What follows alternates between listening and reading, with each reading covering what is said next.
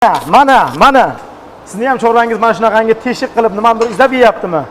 Siz kuniga 15 ming so'm yo'qotayotganingizni bilasizmi? Buni sabablarini tushuntirib o'taman. Demak, mana shu teshiklarning sababi sizning ratsioningiz to'g'ri tuzilmaganligida. Asosiy muammolardan biri bo'lgan asosiy shirali oziqalarimizni to'g'ri maydalanmaganligi, yanchilmaganligi va mana shu oziqa tarkibidagi barcha komponentlarning to'g'ri aralashmaganligi va undan tashqari oziqani to'g'ri namlik darajasida tanlab bilmaganligingizda. Demak, olgan paytingizda mana shu namliligi, qarang, buni namlilik kamlik qilyapti, tezda ochilib ketishiga sabab bo'lyapti. Bu esa o'z navbatida o'sha tarkibidagi shirali oziqalarning tezda ajrashishiga sabab bo'ladi. Mollarimizni topib yeydi, katta oshqozondagi muhit buziladi. pH miqdori tushishiga olib keladi va oshqozondagi eng muhim ko'rsatkichimiz bakteriyalarning o'lishiga ta'sir qiladi. O'lgan bakteriyalar o'zlaridan toksinlar ishlab chiqaradi.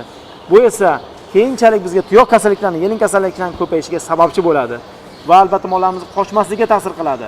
Buqalarimizga kunlik semirishiga ta'sir qiladi. Eng katta iqtisodiy zarar bu faqatgina 15 ming so'm emas, bitta unaqamiz. Chorvamizdagi eng katta zararlar sababchi bo'ladi. Ideal holatda qanday bo'lishi kerak aslida? Mush qilib olganingizdan keyin siqib bir qo'yib o'rganingizda oziqamiz sekinlik bilan ochilishi kerak. Va yana bir usuli namlikni tekshirish.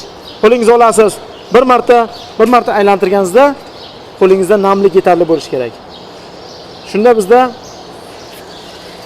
40% bu yerda namlik bo'ladi.